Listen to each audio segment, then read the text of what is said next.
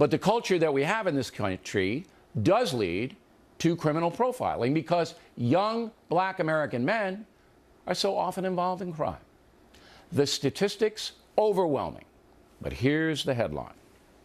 Young black men commit homicides at a rate 10 times greater than whites and Hispanics combined. When presented with damning evidence like that, and like the mini Holocaust in Chicago, where hundreds of African Americans are murdered each year, the civil rights industry looks the other way or makes excuses.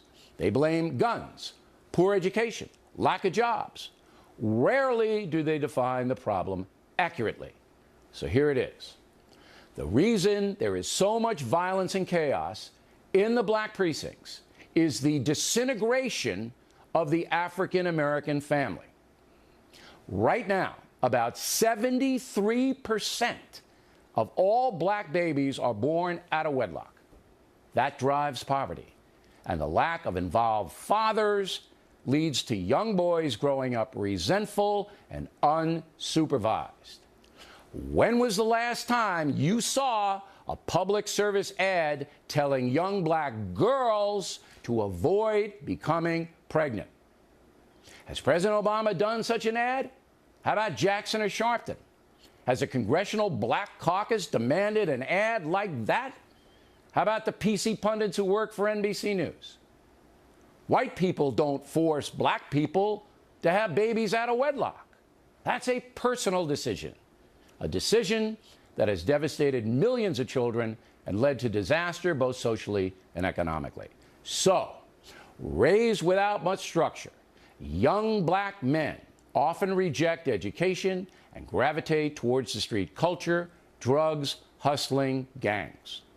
Nobody forces them to do that. Again, it is a personal decision.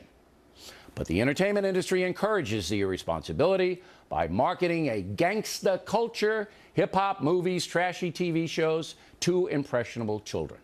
In fact, President Obama has welcomed some of the worst offenders in that cesspool to the White House, when he should be condemning what these weasels are doing. These so-called entertainers get rich, while the kids who emulate their lyrics and attitude destroy themselves. And then there's the drug situation. Go to Detroit and ask anyone living on the south side of the 8 Mile Road what destroyed their city. They will tell you narcotics. They know addiction leads to crime and debasement. But what do the race hustlers and limousine liberals yell about? The number of black men in prison for selling drugs. Oh, it's so unfair. It's a nonviolent crime, and blacks are targeted. That is one of the biggest lies in the history of this country.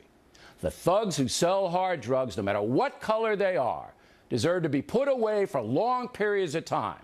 They sell poison. They sell a product that enslaves and kills. They are scum. When was the last time you heard the Congressional Black Caucus say that? How about Jackson and Sharpton? How about President Obama? The solution to the epidemic of violent crime in poor black neighborhoods is to actively discourage pregnancies out of marriage, to impose strict discipline in the public schools, including mandatory student uniforms, and to create a zero-tolerance policy for gun and drug crimes, imposing harsh mandatory prison time on the offenders. And finally, challenging the entertainment industry to stop peddling garbage. Hey, listen up, you greed heads. If a kid can't speak proper English, uses the F word in every sentence, is disrespectful in his or her manner, that child will never be able to compete in the marketplace of America. Never. And it has nothing to do with slavery. It has everything to do with you Hollywood people and you derelict parents. You're the ones hurting these vulnerable children. You want a conversation? You got it. You want a better situation for blacks? Give them a chance to revive their neighborhoods and culture. Work with the good people to stop the bad people.